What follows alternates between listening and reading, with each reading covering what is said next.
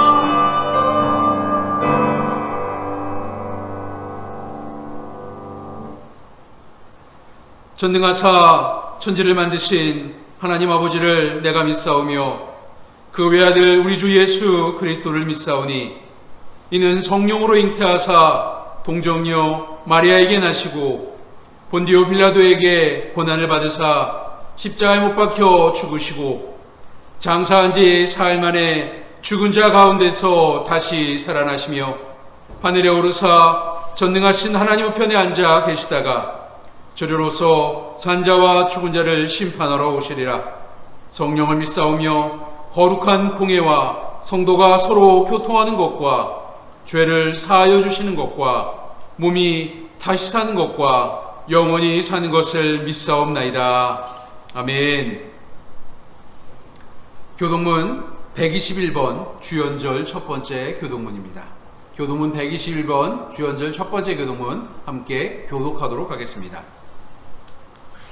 여호와여, 주의 인자하심이 하늘에 있고 주의 진실하심이 공중에 사무쳤으며 주의 의는 하나님의 산들과 같고 주의 심판은 큰 바다와 같으니이다. 여호와여, 주는 사람과 짐승을 구하여 주시나이다. 하나님이여, 주의 인자하심이 어찌 그리 보배로운지요. 사람들이 주의 날개 그늘 아래에 피하나이다. 그들이 주의 집에 있는 살찐 것으로 풍족할 것이라. 주께서 주의 복락의 강물을 마시게 하시리이다. 진실로 생명의 원천이 주께 있사오니 주의 빛 안에서 우리가 빛을 보리이다. 주를 아는 자들에게 주의 인자하심을 계속 베푸시며 마음이 정직한 자에게 주의 공의를 베푸소서. 아멘. 이 시간 예배를 위해서 김명숙 권사님 기도 인도하시겠습니다. 사랑의 하나님 아버지, 크신 은혜와 사랑을 감사드립니다. 코로나19의 환난 가운데 영상으로나마 예배를 드림을 감사드립니다. 2021년 새해 첫 달을 시작하면서 올 한 해도 성령 하나님께서 여전히 저희들과 동행하심으로 형통의 길로 인도하실 줄 믿고 감사드립니다. 코로나19의 재앙으로 환난을 겪으며 하나님의 뜻이 무엇일까 돌아보는 시간을 가져봅니다. 하나님 뜻 가운데 주님 가르치심대로 살고 있지 않는 지구촌 모든 사람들에게 깨우침을 주시려는 게 아닐까 이 시간 회개하는 마음입니다. 하나님, 어리석은 저희 인생들을 불쌍히 보시고 용서하여 주시옵고 이 재앙을 어서 거두어 주시옵기 간절히 기도합니다. 저희들 어리석은 인간들이 하나님을 두려워하고 하나님을 경외하고 정성으로 섬기며 주님의 사랑을 실천하며 살아야 함을 이제는 깨우쳤으리라 믿습니다. 지금도 계속 확진자와 사망자가 늘어나고 있습니다.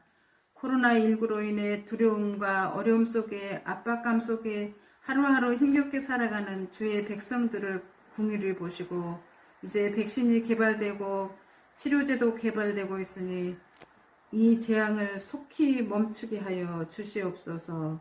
그리하여 다시금 성전 예배가 회복되고 일상의 기적을 누리는 은혜를 허락하여 주시옵소서. 또한 확진자들을 회복시켜 주시고 치료에 사투를 다하는 의료진들과 봉사자들에게는 새 힘으로 붙들어 주시옵소서. 삶의 기반이 무너져 버린 이웃들과 사업장, 직장 위에도 복의 복을 더하여 주시어서 새 힘을 얻게 하여 주시옵소서. 하나님, 또 바라옵기는 우리 아름다운 교회가 올 한 해도 우리 앞에 놓여진 어려움과 힘든 상황을 극복하고 하나님의 능력을 의지하며 승리하는 가운데 하나님의 영광을 위하여 열심을 다하는 교회 되게 도와주시옵소서.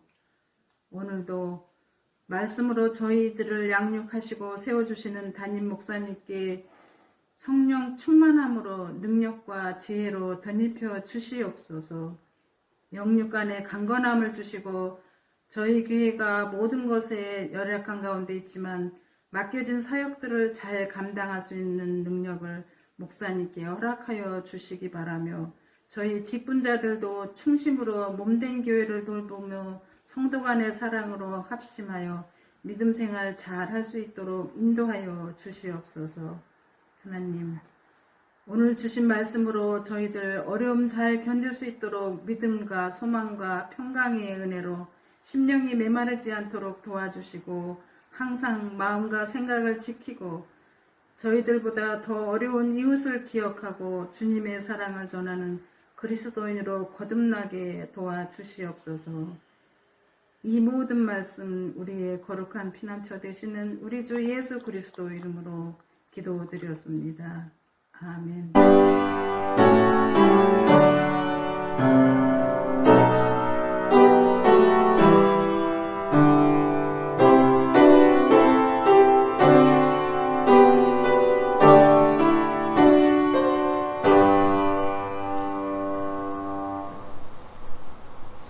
말씀 봉독하도록 하겠습니다. 신약성경 마가복음 1장 4절에서 11절까지 말씀입니다. 신약성경 마가복음 1장 4절에서 11절까지 말씀 우리 한 목소리로 같이 봉독하겠습니다. 세례 요한이 광야에 이르러 죄사함을 받게 하는 회개의 세례를 전파하니 온 유대 지방과 예루살렘 사람이 다 나와 자기 죄를 자복하고 요단강에서 그에게 세례를 받더라. 요한은 낙타털 옷을 입고 허리에 가죽띠를 띠고 메뚜기와 석청을 먹더라. 그가 전파하여 이르되 나보다 능력 많으시니가 내 뒤에 오시나니 나는 굽혀 그의 신발끈을 풀기도 감당하지 못하겠노라. 나는 너희에게 물로 세례를 베풀거니와 그는 너희에게 성령으로 세례를 베푸시리라.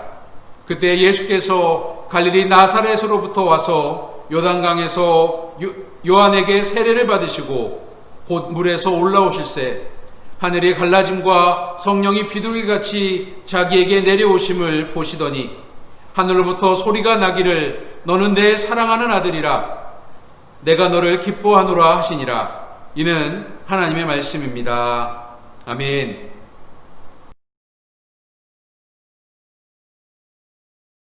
오늘은 주연절 첫 번째 주일입니다. 이 주연절 첫 번째 주일은 예수께서 우리에게 나타나심에 대한 이야기를 말씀하면서 또 한 가지 오늘은 세례 주일로 우리가 지킵니다.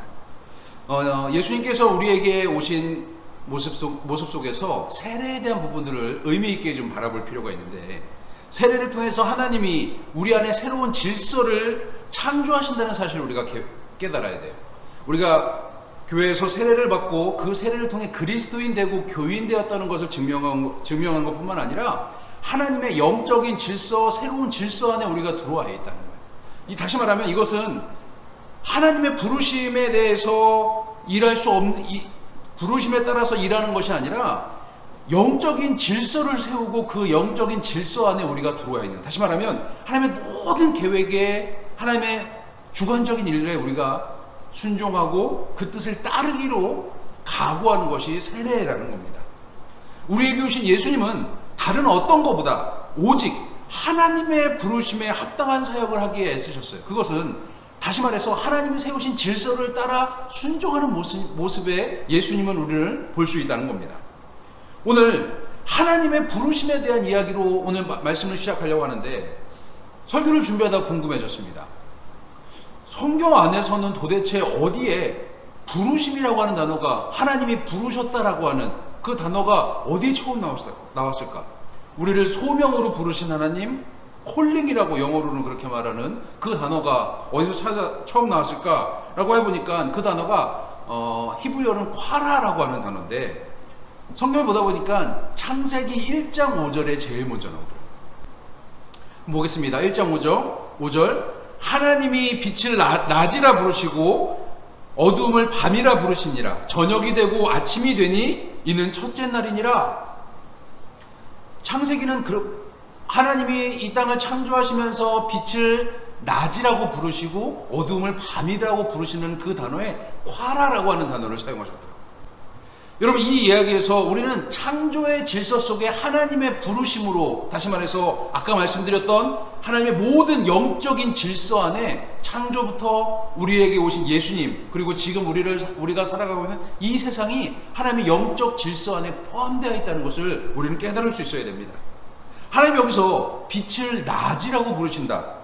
이것은 단지 이름을 정하고 빛을 낮이라고 가리키시면서 끝나는 것이 아니라 빛을 낮이라 부르심, 즉 소명, 콜링, 콰라라고 하는 단어는 우리에게 가져다주는 의미가 커요.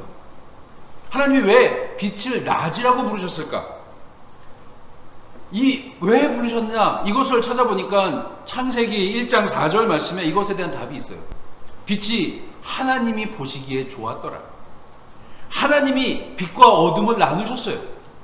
빛이 하나님이 보기 너무 좋으니까 빛만 있는 것이 아니라 어둠을 보이시고 빛과 어둠을 나누셨다. 이것을 통해서 하나님이 빛을 낮이라고 부르시는 것, 여기에는 어둠의 존재를 이야기하면서 빛이 하나님의 역사와 계획과 하나님의 섭리라고 하는 것을 분명히 말씀해주고 있다는 겁니다. 그저 빛이 밝아서 낮이 된 것이 아니라 하나님이 보시기에 좋아서 빛이 낮이 되었다는 거예요. 하나님 보시기에 빛이 낮이 되었다. 그렇다면 하나님이 보시기에, 성경은 하나님이 인간을 창조하시고 사람을 만드시고 어떻게 평가하셨다 그랬어요? 보시기에 심히 좋았다. 창세기는 그렇게 말씀하잖아요. 하나님 보시기에 심히 좋게 창조된 우리에게 하나님의 소명이 무엇인지를 좀 생각해 볼 필요가 있어요. 하나님의 부르심이 무엇인지를 봐야 됩니다. 이것은 창세기 1장 28절 말씀에서 아주 명확하게 말씀합니다. 제가 읽겠습니다. 하나님이 그들에게 복을 주시며 하나님이 그들에게 이르시되 생육하고 번성하여 땅에 충만하라. 땅을 정복하라. 바다의 물고기와 하늘의 새와 땅에 움직이는 모든 생물을 다스리라 라고 말씀합니다. 여러분들은 지금 이 화면에 나와 있는 창세기 1장 28절의 말씀에서 어디에 여러분들의 생각하는 영적인 방점을 찍고 싶으세요? 생육하고 번성하고 땅에 충만하고 땅을 정복하라. 하늘의 물고기와 바다의 물고기와 하늘의 새와 땅에 움직이는 모든 생물을 다스리라. 많은 부분들이 거기에 영적인 방점을 찍어요. 그런데 성경을 천천히 읽다 보니까 하나님이 우리를 부르신 소명, 하나님이 우리를 부르신 이 땅에 창조하신 목적에 대해서 정복하고 다스리고 충만하고 이런 이 땅에서 다스리는 의미가 아니에요. 28절 시작해 보니까 하나님이 그들에게 복을 주시며 라고 말씀합니다. 이 땅에 하나님이 우리를 부르신 소명, 이 땅에 우리를 사람이라고 하나님의 창조물로 부르신 이유가 바로 여기에 있다는 거예요. 하나님의 형상을 따라 남자와 여자를 창조하신 하나님께서 보시기에 심히 좋은 우리를 보면서 우리에게 이 땅에서 복을 주시기 원하셨다는 겁니다. 우리가 이 땅에서 부름받은 그리스도인으로 살아가는 제일 첫 번째 이유가 복받은 그리스도인이 돼야 돼요. 하나님이 창조 때부터 우리에게 복 주기를 원하셨어요. 그 복은 하나님이 주시는 복, 다시 말해서 창조주께서 주시는 복이라는 사실을 우리는 깨달을 필요가 있습니다. 그리고 그 복을 우리는 이 땅에서 누리면서 살아갈 필요가 있어요. 2021년이 되면서 많은 이웃들에게, 또 우리 교우들에게 전화하고 문자하고 또 영상으로지만 지난 주간에 우리가 새해 복 많이 받으세요라고 인사하면서 한 해를 시작했습니다. 여러분들 이번 주간에도 오랜만에 통화하는 사람, 또 새해 인사하려고 전화하는 사람들에게 제일 먼저 뭐라고 인사했습니까? 새해 복 많이 받으세요라고 인사하잖아요. 여러분, 그런데 중요한 것은 복받은 그리스도인은요, 그 복을 누리면서 살아갈 필요도 있다는 거예요. 복을 받아서 끝나는 게 아니라 그 복을 누리면서 살아가야 된다는 겁니다. 하나님의 형상을 따라 창조된 우리들이, 하나님이 보시기에도 심히 좋은 우리들이 이 땅에서 받은 복을 누리면서 살아가는 그리스도인들이 되어야 합니다. 그 축복에 가장 어울리는 모습은 창세기에도 남아있는 하나님의 형상을 닮은 모습이에요. 그 생김새만 닮은 것이 아니라 성품과 인격 그리고 마음까지도 하나님을 닮아서 이 땅에서 하나님을 닮은 그리스도인으로 복을 누릴 수 있어야 한다는 거예요. 그 축복을 받은 인생의 모습을 따라 살아가려면 하나님과 만남을 이어가야 합니다. 왜? 복을 주시는 근원과 연결되어 있어야 그 복을 누릴 수 있는 거예요.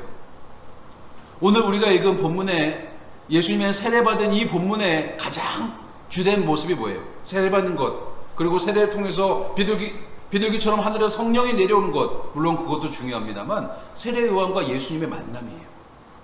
이 만남을 통해서 세례 요한과 예수님을 통해서 인류의 삶의 모습이 바뀌는 거예요.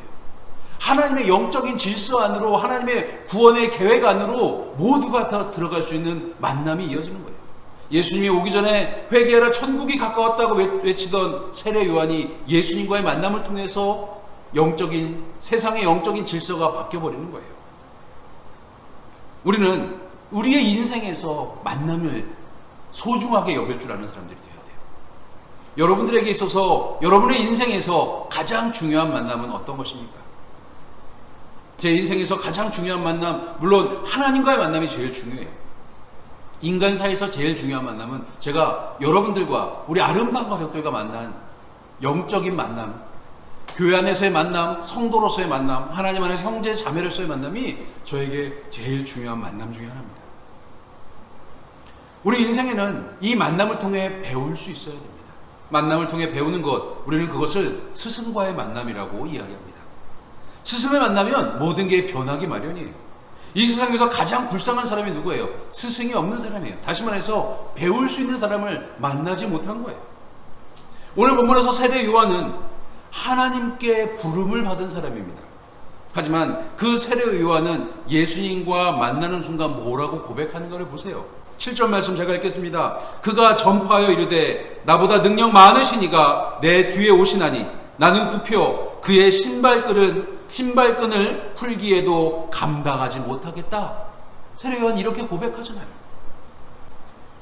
예수님과의 만남을 얼마나 고대했고 하나님의 영적인 질서 안으로 들어가길 얼마나 고대했는지 그 예수님을 만나기도 전에 내 뒤에 있는 이가 오시나니 나는 굽혀 그의 신발끈조차 풀 수 없는 사람이 된다 라고 이야기하면서 그 만남을 소중하게 생각하는 모습을 보세요. 우리 그리스도인들, 우리 아름다운 가족들은 그런 영적인 만남, 하나님과의 만남, 예수님과의 만남을 사모하는 그리스도인들이 되어야 합니다. 지난 주간 우리를 안타깝게 했던 뉴스가 하나 있습니다. 지난주 토요일, 어제 말고 이제 지난주 토요일 SBS 그것이 알고 싶다라고 하는 프로그램을 통해서 밝혀진 온 몸의 폭행과 또 학대의 흔적을 가지고 죽은 16개월짜리 영아의 죽음에 대해서 온 국민이 분노했습니다. 정의나 미안해라고 하는 단어가 SNS에 한 주간 내내 넘쳐났어요. 이 뉴스를 보면서 정말 안타까운 게 뭐냐면 이 16개월짜리 아이가 학대를 받고 폭력을 당하고 그렇게 한 모습에서 흔적들이 남은 것도 안타깝지만 그 아이의 죽음 속에 밝혀진 그 양부모의 배경이 너무 안타까운 거예요. 여러분 알고 계시겠습니다만 그 양가 부모님의 아버지가 둘 다 목사님이라는 거예요.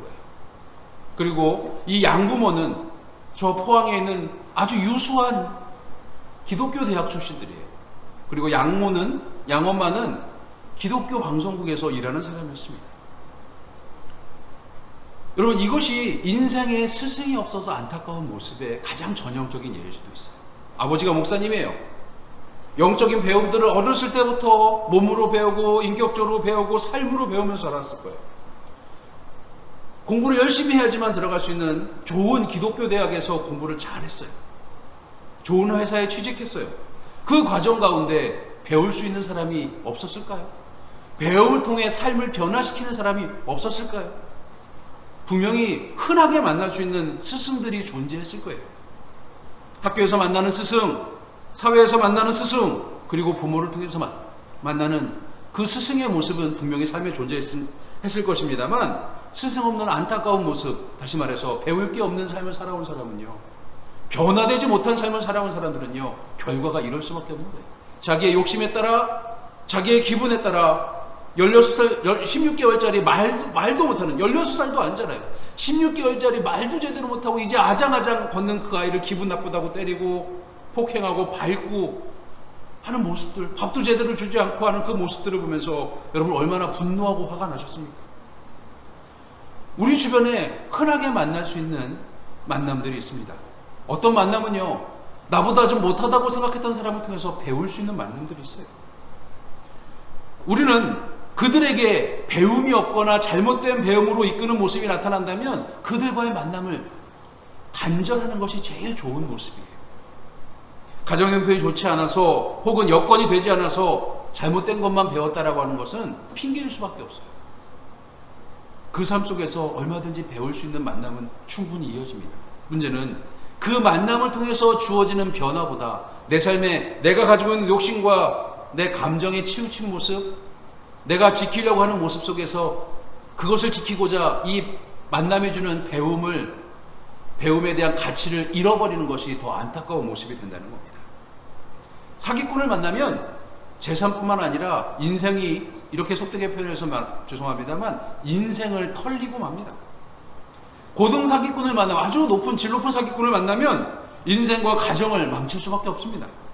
잘못된 만남은 불행과 비참함의 연속일 뿐입니다. 요즘 시대를 보세요. 이렇게 표현해서 죄송합니다만 종교 사기꾼들이 많은 시대를 살아가고 있어요. 연말에 우리들의 뉴스 가운데 들려졌던 어느 교회 목사가 교인들에게 매월 300만 원 이상의 헌금을 해야만 그 교회에서 다닐 수 있고 축복받을 수 있다고 말해서 그 교회 교인들이 신용대출을 받고 카드 대출을 받고 사채로 대출을 받아서 교회에 헌금을 하다가 파산자가 되고 도망다니고 자살하고 이런 모습이 되고 그랬잖아요. 그런데 그 교회 목사는 어떻게 살아요? 스포츠카를 가지고 있고 고급 주택에서 살고 좋은 옷을 입고 살아가는 그런 모습이었어. 영적 사기꾼들이 아니고 뭡니까? 요즘 잘못된 종교 지도자들 중 일부가 주일에 하나님의 성전에서 예배를 드려야 된다라고 하는 것을 강요하기 시작합니다. 너무 안타까운 모습이에요. 그 이면에는 헌금에 대한 것들이 가장 클 수도 있습니다. 물론 다른 이유도 있을 것이고 하나님과의 직접적인 만남이 성전이라고 말하는 잘못된 관념을 가질 수도 있어요.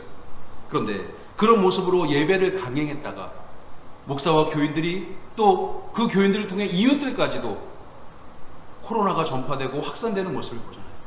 한 선교단체에서 이 어려운 상황 속에 수백 명이 모이는 모습을 감당했다가 수백 명의 모습과 또 그들의 이웃과 그들의 가족을 위험에 빠뜨리는 결과를 가지고 왔습니다.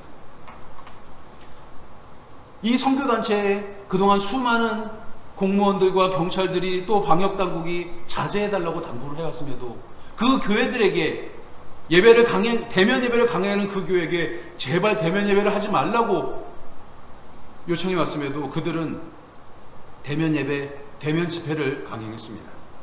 여러분, 그들의 잘못된 선택으로 목사와 교인들이 코로나에 전염되고 확산되는 것은 어쩔 수 없잖아요. 그런데 더 안타까운 게 뭐예요? 그 목사와 교인들의 가정을 통해서 이웃들에게 그 코로나가 확산되고 집단 감염이 계속해서 이어지는 모습들을 우리는 우리들의 눈으로 아주 똑똑히 봤습니다. 성도는요, 그리스도인은요, 특히 목사는요, 나를 통해서 내 이웃에게 복을 누리고 축복을 전할 수 있는 사람이 되어야 됩니다. 그런데 축복을 전해주지 못할 만정 코로나를 전해주고 위험에 빠뜨리고 가정을 힘들게 만드는 것, 이런 모습이 영적인 사기꾼의 모습과 뭐가 다르겠냐는 거예요. 이렇게 표현해서 죄송합니다만 이 모습이 종교 사기꾼의 모습과 무엇이 다르겠습니까? 2021년 새해 우리 아름다운 가족들은요, 이웃에게 내가 받은 복을 누리고 복을 선물하고 복을 전하는 그리스도인들이 되기 원합니다. 사기라는 게 뭐예요? 욕심이 있으니까 감당하는 거예요. 그것에 대해서 욕심이 있으니까 관심을 갖는 거예요. 중국에서는 사기 사건에 연루되면 사기를 친 사람뿐만 아니라 사기를 당한 사람도 가볍지만 벌금형 혹은 처형을 한다는 거예요. 벌금을 내거나 처벌을 받게 한다는 거예요. 그 이유는 사기 친 사람도 잘못됐지만 욕심이 있어서 그 사기에 가담했기 때문에 사기를 당한 사람도 문제가 있다 해서 처벌을 하고 벌금을 내리고 한다는 겁니다. 여러분, 배울 것은 배워야 합니다. 중국이 잘못된 나라고 우리가 보기엔 미개한 나라라고 생각하지만 이거 잘못된 문제잖아요. 배울 것은 배울 수 있어야 합니다. 남 탓이 할 것이 아니라 우리가 사기꾼 같은 혹은 도움이 되지 않는 그 사람들에게 어떤 모습을 대하느냐가 중요합니다. 반면 철인이나 현인들을 만나면 지혜로운 사람이 돼요. 그 지혜를 배우고 삶이 변하는 거예요. 내가 저 사람과 만나서 저 선생님과 만나서 내 인생이 변했다라고 하는 이야기들 우리 주변에서 많이 듣잖아요. 우리가 그런 인생의 훌륭한 스승 혹은 배울 수 있는 사람들이 될 필요가 있어요. 그것의 첫 번째 조건은 하나님이 주신 복을 누리고 살아가는 겁니다. 따라서 만남은 내 밖에 있는 것이 아니라 내 안에서 일어나는 일이 돼야 돼요. 내 안에서 일어나는 일을 통해서 내가 만나는 사람들에게 변화를 가져다 줄 수 있고 배움을 가져다 줄 수 있고 복을 줄 수 있는 사람들이 되어야 된다는 겁니다. 마태복음 6장 22절에서 23절에 보니까 눈은 몸의 등불이다. 내 눈이 성하면 내 온몸이 밝을 것이요 내 눈이 성하지 못하면 내 온몸이 어두울 것이라고 하는 세번역 성경의 말처럼 훌륭한 인격적인 스승에게서 가르침을 받는다고 한다면 모두가 다 훌륭한 제자가 될 수는 없습니다. 하지만 그 속에서 변화된 사람이 한 명이라도 있으면 그 스승의 인생은 성공한 인생이 될 수 있어요. 왜요? 모두가 다 변했으면 좋겠죠. 아니요. 예수님에게도 가룟 유다 같은 사람이 존재했어요. 또 예수님의 생애를 직접 본 나사렛 사람들, 예수를 거부하고 내쫓고 가룟 유다는 돈 몇 푼에 예수님을 팔아버렸습니다. 유대 지도층들은 예수님의 죽이는 일에 제1선에 앞서서 예수를 십자가에 못 박으라고 소리 지르는 사람들이 되어버렸어요. 예수께서 우리 옆집에 산다고 한들 내가 그 예수를 알아보지 못한다면 나는 그에게 아무것도 배울 것이 없고 일생일대의 은총과 축복의 기회를 스스로 차버리는 사람이 되고 만다는 겁니다. 그러나 위대한 스승을 알아본 사람은 새 사람이 되어서 그 만남을 하나님의 놀라운 은총과 기적과 신비의 기회로 삼아서 인생이 변화될 수 있는 거예요. 그 대표적인 예가 사도 바울이잖아요. 사울이었던 사람이 예수님과 인격적인 만남을 통해 바울이 되고 복음을 전 세계에 전할 수 있는 요충지를 만들고 선교지를 만들고 신약성경 27권 중에 13권을 쓰면서 복음을 위해서 목숨 바쳤던 사람으로 변해버리는 거잖아요. 기독교 역사나 오늘 교회의 현실이 평생 성직자로 살아가는 사람들조차 예수님을 만나면 변화되고 영향력에 끼치는 사람이 될 수 있지만 예수님을 만나지 못하면 적지 않게 사회에 혼란을 주거나 위험을 가져다 준다는 것을 우리는 분명히 알고 있습니다. 오늘 우리들의 삶 속에 내 삶에 어떤 것이 변화를 가져다 주는지를 볼 수 있어야 됩니다. 제가 지난 주간에 래퍼가 하는 랩 음악을 이렇게 듣다가 스윙스라고 하는 래퍼가 악역이라고 하는 노래를 이렇게 부르는 걸 이렇게 들었어요. 인터넷으로 이렇게 듣다 보니까 거기에 그런 가사가 있어요. 교회도 나갔지만 아버지는 전직 목자. 이게 제가 랩을 좀 흉내낼 줄 알았고 여러분들에게 좀 보여줬으면 좋겠는데 그럴 능력이 없어서 죄송합니다만 교회도 나갔지만 아버지는 전직 목자 이렇게 하면서 이렇게 하더라고요. 제가 이렇게 하는 게 맞는지 모르겠어요. 그런데 그 가사를 듣다가 궁금해진 거예요. 교회도 나갔지만 아버지는 전직 목자? 이게 뭔가 있다. 목자라는 단어를 쓴 것보다 뭔가 있다. 그래서 검색을 해봤어요. 진짜 이 스윙스라고 하는 래퍼의 아버지가 목사님이었더라고요. 그런데 그의 그 스윙스의 일대기를 이렇게 쭉 펼쳐서 읽다 보니까 그런 얘기가 나와 있어요. 아버지가 목사님이었음에도 불구하고 아버지를 비롯한 교인들이 또 그 교회의 성도들과 영향력을 가지고 있는 사람들이 변화되지 못하고 그리스도인 되지 못하는 모습을 보면서 이 사람이 스스로 교회를 떠났다는 거예요. 그렇다고 복음 밖에 나가 사는 것이 아니라 그의 가사를 보면 물론 입에 담을 수 없는 얘기들도 가사로 많이 적어놨더라고요. 그런데 그의 가사를 보면 기독교적인 윤리를 가지고 있는 가사가 상당히 많이 발견됩니다. 저는 그 이야기를 보면서 굉장히 큰 충격도 받고 굉장히 큰 도전을 받았어요. 그래서 아이들과 밥을 먹으면서 그 아이들에게 이렇게 얘기했어요. 살아가다가 아빠가 목사 같지 않거나, 제 아이들에게 한 얘기입니다. 아빠가 목사 같지 않거나 아빠가 목회하는 교회의 교인들이 조금이라도 변화되지 않는다고 생각하거나 그들이 그리스도인이 아니라고 생각하면 너희들도 교회를 떠나도 좋다라고 얘기했어요. 그러면서 이 세상 속에 우리 가족만이라도 우리 아름다운 교회 가족들만이라도 이 땅에서 그리스도인답게 살아가자 그런 이야기를 좀 다짐했습니다.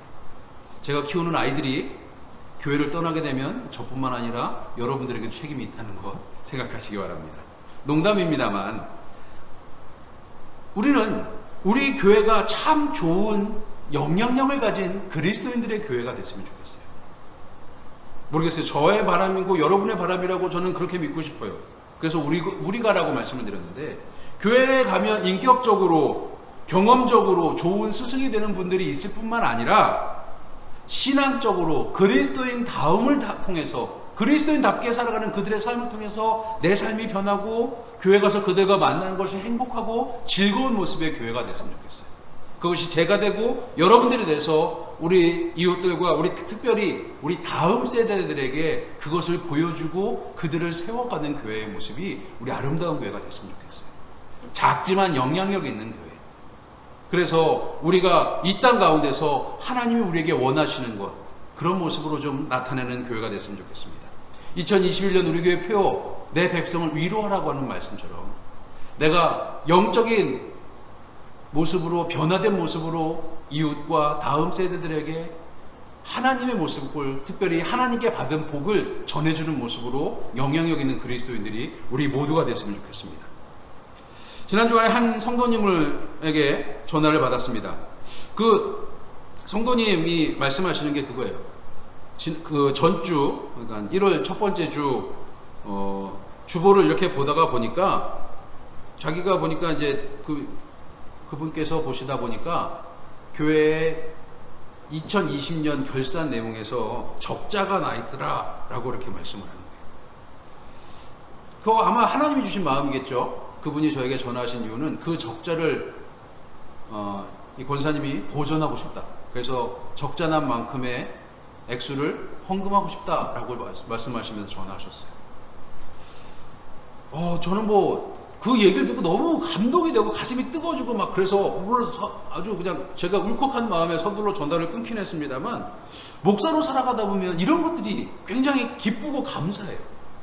교인들이 목사에게 주는 가장 큰 도전과 또 놀라운 변화의 모습, 반응의 모습은요, 교인들이 하나님을 향해서 방향을 바꿔가는 것들이, 세상을 향하던 방향이 하나님을 향해서 나가는 것, 교회를 사랑하고 하나님을 사랑하는 모습을 발견되면 마음이 뭉클해집니다.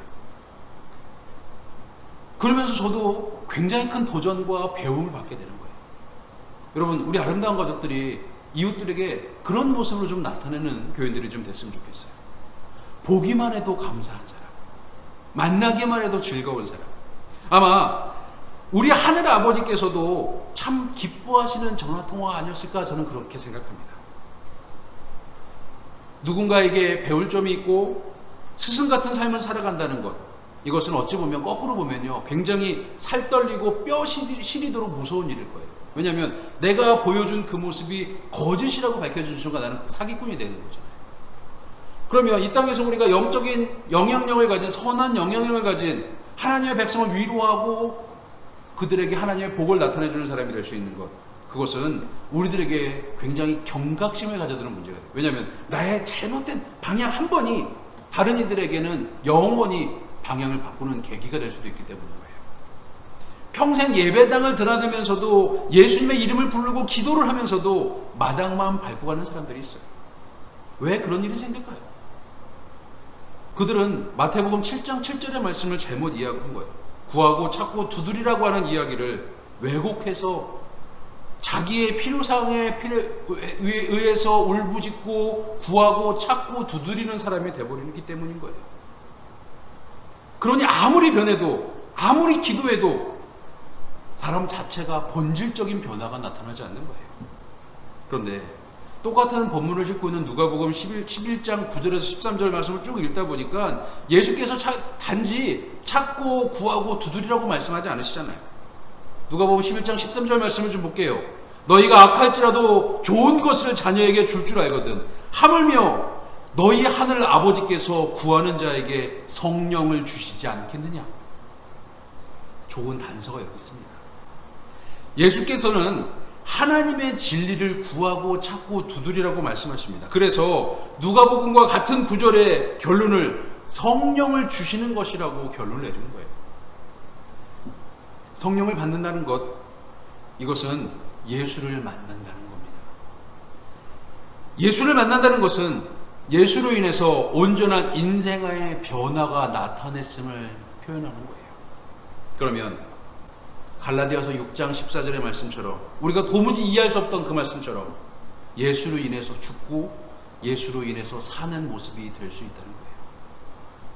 예수만이 기쁨이고 예수만이 행복이고 예수만이 평화이고 예수만이 생명이고 예수만이 생의 목적이 될 수 있다는 겁니다. 지금 우리가 만나야 될 만남이 있습니다. 이 만남은 하나님께서 우리에게 선물로 주신 성령과의 만남이어야 됩니다. 성령을 통해서 하나님과의 만남과 하나님께서 주신 복을 깨달을 수 있어요. 그리고 지금 이 시간, 이 예배 시간을 통해서, 이 예배를 통해 우리가 하나님과 만날 수 있는 게 인도하시는 분이 성령님이십니다.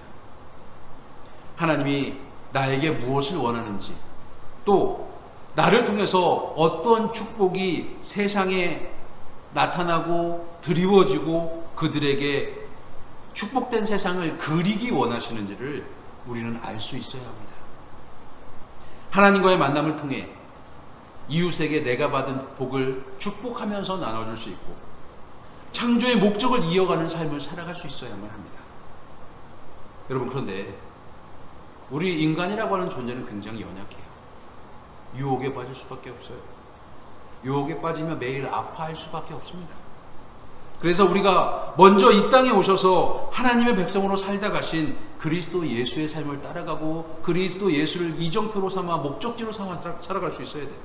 그런데 예수님을 따라 살아가자니 뱁새가 황새를 따라가다가 고통을 당하는 모습처럼, 그래서 우리들의 삶이 굉장히 자괴감이 들고 패배감이 들고 우리는 할 수 없다라고 하는 절망에 빠질 수밖에 없습니다. 예수님처럼 될 수가 없어. 예수를 닮아갈 수 없어. 내 이웃을 사랑하기는커녕 내 원수를 사랑하기는커녕 지금 나와 함께 있는 사람도 사랑하지 못하는데, 이런 절망감에 빠질 수밖에 없어요. 그래서 예수님께서 우리에게 성령을 선물로 주신 거예요. 그래서 이 시대 속에 우리는 성령 받은 그리스도인이 되어야 됩니다. 성령과의 만남이 최우선적인 만남이 되어야 돼요.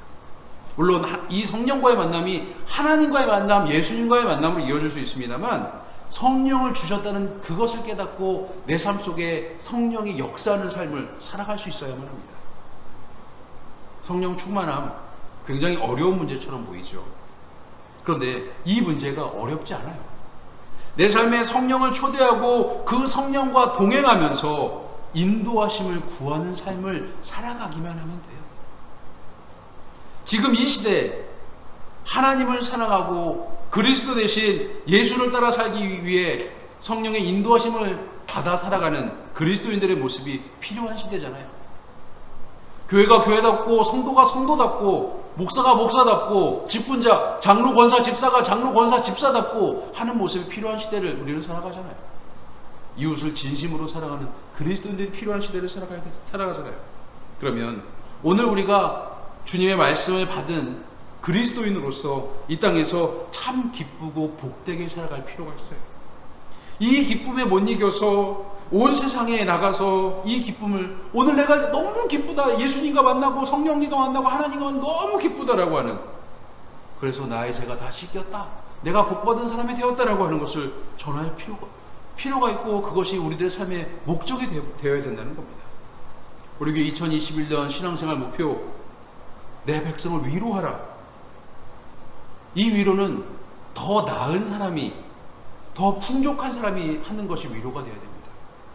목사님, 그게 무슨 얘기예요? 돈이 많은 사람들이 돈이 없는 사람을 위로하는 것, 우리는 그것을 구제라고 이야기합니다. 그러면 신앙적으로, 영적으로 복받은 사람이 신앙적으로, 영적으로 복받지 못한 사람을 위로하는 것, 우리는 그것을 축복이라고 이야기해요. 여러분, 나에게 주신 하나님의 복을 이웃에게 전할 수 있는 위로자가 되시기 바랍니다. 이 축복은 창조 때부터, 사람을 만들 때부터 하나님의 창조 계획 안에 포함되어 있는 축복이에요. 우리의 삶을 인도하시는 성령의 도우심을 통해서 하나님과의 만남, 예수님과의 만남, 성령과의 만남을 통해서 축복이 이어지는 삶을 살아갈 필요가 있다는 거예요. 오늘 우리 각자의 자리에서, 우리의 각자의 가정에서 드리는 이 예배가, 이 예배를 통해서 내가 하나님과 만나고 예수님과 만나고 성령님과 만남을 통해 이웃과 만나고 축복을 전하는 삶을 살아가기를 소망합니다. 우리 아름다운 가족들이 그 축복의 통로가 되고 그리스도의 편지가 돼서 성령 받은 그리스도인으로, 하나님과 만나는 그리스도인으로, 예수님과 만나는 복받은 사람으로 올 한 해 그렇게 살아가기를 소망합니다. 하나님을 진심으로 사랑하고 진심으로 예배하는 우리 성도들이 예수님과의 만남을 통해 성령과 동행함을 통해서 새로운 사람으로 이웃에게 복을 전하는 그리스도인으로 이 땅에서 온전한 하나님의 백성을 위로하고 축복하는 성도로 살아가시기를, 그 한 주가 되고 그 한 해가 되기를 주님의 이름으로 간절히 축원합니다. 기도하겠습니다. 하나님 감사합니다. 오늘도 우리가 각자의 삶의 자리에서 비대면 영상 예배로 예배를 드립니다. 이 예배를 통해서 우리가 하나님과 만나기를 소망합니다.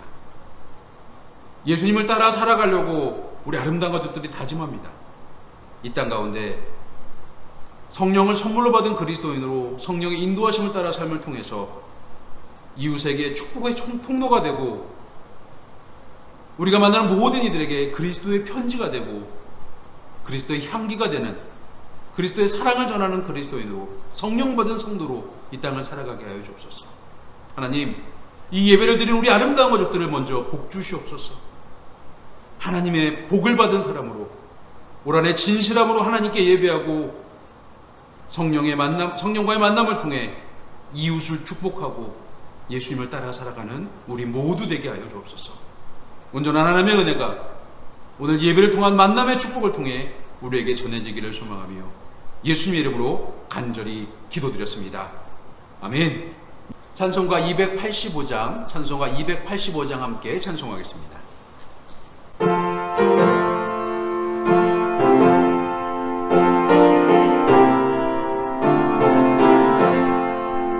주의 말씀 받은 그날 참 기쁘고 복되도다. 이 기쁜 마음 못 이겨서 온 세상에 전하노라. 기쁜 날 주 나의 죄 다 씻은 날 늘 깨어서 기도하고 늘 기쁘게 살아가리. 기쁜 날 주 나의 죄 다 씻은 날 이 좋은 날 내 천한 몸 새 사람이 되었으니 이 몸과 마음 다 바쳐서 영광의 주 늘 섬기리. 기쁜 날 주 나의 죄 다 씻은 날 늘 깨어서 기도하고 늘 기쁘게 살아가리. 기쁜 날 주 나의 죄 다 씻은 날 새 사람이 평안한 마음 늘 있어서 이 복된 말 전하는 일 나의 본분 삼았도다. 기쁜 날 주 나의 죄 다 씻은 날 늘 깨어서 기도하고 늘 기쁘게 살아가리. 기쁜 날 주 나의 죄 다 씻은 날. 아멘.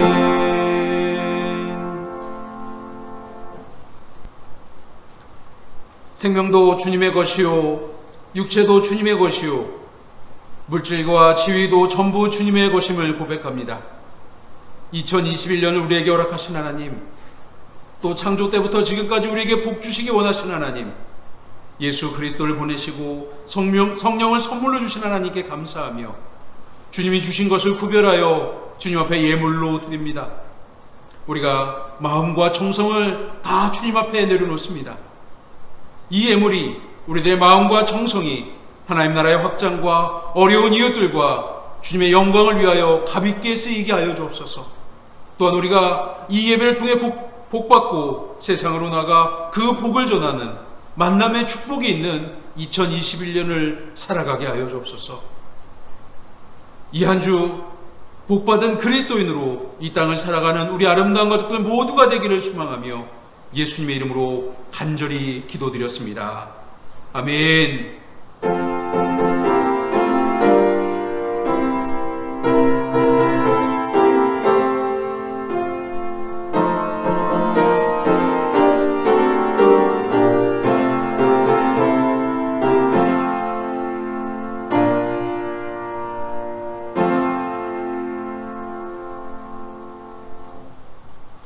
우리 가족 간에 인사했으면 좋겠습니다. 복받은 그리스도인으로 살아갑시다. 복받은 그리스도인으로 살아갑시다. 우리 한 번 더 인사할까요? 받은 복을 누리며 살아갑시다. 받은 복을 누리며 살아갑시다. 네. 소망을 채우는 달 1월입니다.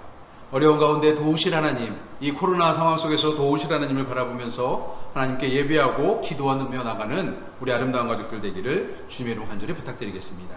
예배를 통해 주시는 소망을 품고 또 특별히 복받은 그리스도인이라는 소망을 품고 그 복을 누리며 이웃을 향해 기도하고 복을 나누면서 응답받은 그리스도인으로 살아가기를 주님의 이름 간절히 부탁드리겠습니다. 2021년 우리 아름다운 교회 생활 목표, 신앙생활 표어는 내 백성을 위로하랍니다. 우리가 복받은 그리스도인으로 내가 받은 복으로 이웃에게 복을 나누고 전하면서 모두가 힘든 시기 속에서 하나님을 사랑으로 또 하나님 주신 사랑을 가지고 이웃에게 또 우리가 만나는 모든 이들에게 만남의 축복을 전하는 우리 아름다운 가족들 되시기를 바랍니다. 이번 한 주간 굉장히 추웠습니다. 그렇죠? 고양시는 19도, 바로 옆에 양주시는 22도, 21도까지 내려갔다 그러는데 서울도 눈이 많이 오고 추웠고 우리 아름다운 가족들 이 추위 속에 얼마나 건강하게 잘 지내고 계시는지 궁금하고 또 기도하고 있습니다. 이 추위 속에 우리가 추위 속 영성을 좀 발휘했으면 좋겠어요. 이 추운 겨울이 와야 되는 것, 겨울이 특별히 혹독해야 될 이유가 뭐냐면 봄이 와야 되기 때문입니다.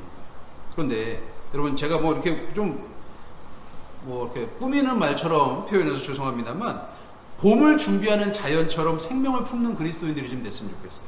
자연이 봄을 포기하지 않고 그 추위 속에서도 봄을 포기하지 않고 생명을 포기하지 않는 것처럼 코로나로 힘든 시기, 겨울 때문에 더 힘든 시기, 외출도 못하고 거리두기 제한을 두는 이 시기 속에서 하나님이 허락하실 생명의 도약을 새로운 생명의 도약을 꿈꾸면서 기대하면서 소망을 가지고 나가는 그리스도인들 될 수 있기를 소망합니다. 하나님은 절대 우리를 포기하지 않으셨습니다. 우리를 통해 세상에 복 주길 원하시는 하나님을 기억하면서 살아가시길 부탁드리겠습니다. 거리두기 2.5단계 진행 중에 있습니다. 온라인으로 예배드립니다. 힘들고 어려운 상황 속에서 우리 아름다운 것들 건강하게 잘 지내시고 또 온라인 예배를 통해서도 하나님께 영광 돌리고 또 하나님께 예배하는 성도의 모습을 가지고 살아가길 소망합니다. 예배를 통해 드려진 예물 교회 계좌로 입금해 주시기를 부탁드리겠습니다. 영적 교제하는 교회라고 하는 표어를 가지고 지난 연말부터 계속해서 이어오고 있습니다. 영적 교제 만나지 못하기 때문에 서로를 위해 중보하는 거예요. 여러분 기도 제목 있으면 우리가 연말에 송고영신 예배를 통해 기도 제목을 문자로 보내고 카톡으로 보내게 했습니다만 기도 제목 있으면 저한테 언제든지 문자를 보내주시면 제가 위해서 기도하겠습니다. 또 우리 아름다운 가족들 서로 전화 통화하고 문자 주고받으면서 서로를 위해서 기도하는 속도원들과 같은 송교회원들을 위해서 기도하면서 영적인 교제를 계속하는 교회가 될 수 있었으면 좋겠습니다. 코로나 속에 중보기도 계속해서 이어갑니다. 개인위생 철저히 하시면서 코로나를 위해서 코로나 소멸과 백신 그리고 치료제 위해서 또 코로나 때문에 힘든 이들 고생하는 이들이 있습니다. 또 우리 아름다운 가족들을 위해서 계속해서 기도하면서 매일 정오 12시에 1분 정도 우리가 한 마음으로 기도할 때 하나님 우리의 간절한 기도에 응답하실 줄 믿습니다.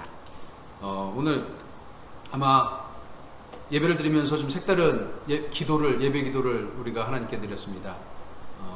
늘 제가 기도하다 보니까 제 기도 내용이 늘 똑같아지는 것 같아서 그것도 안타깝고 우리 아름다운 가족들도 함께 예배에 참여했으면 좋겠다 그래서 예배 순서인 김명숙 권사님께 제가 이제 기도 영상을 좀 보내주십사라고 했더니 흔쾌히 또 기도 영상을 보내주셔서 예배를 위해서 이렇게 기도하고 또 우리가 함께 이것을 영상으로 함께 예배를 통해서 영상으로 함께 기도하는 모습으로 나눴습니다.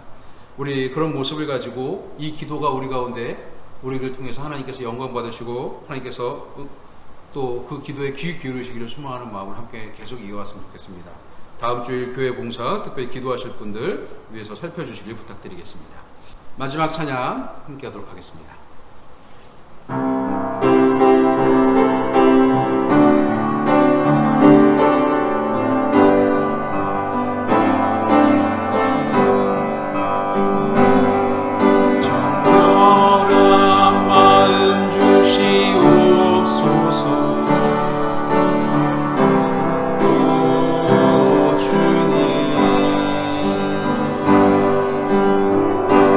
정자 정직한 영을 새롭게 하소서.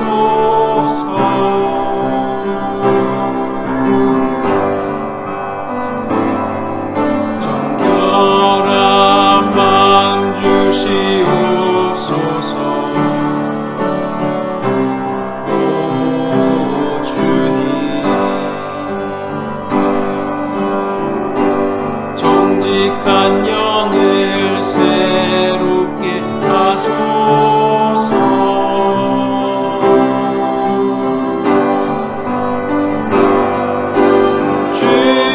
주님 앞에서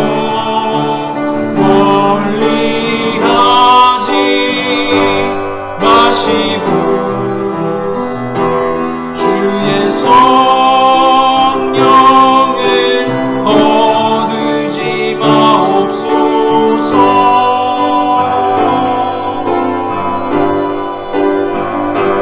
그 구원의 기쁨 다시 회복시키시며 변치 않는 마음 내 안에 주소. 나를 주님 앞에서 멀리하지 마시며 나를 주님 앞에서 멀리하지 마시고 주의 성령을 거두지 마옵소서.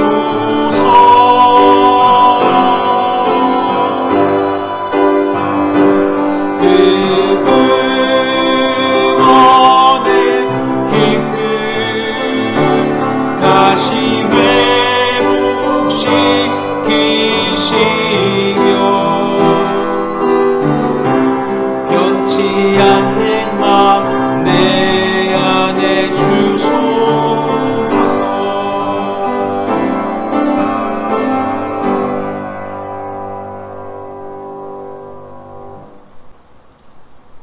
이제는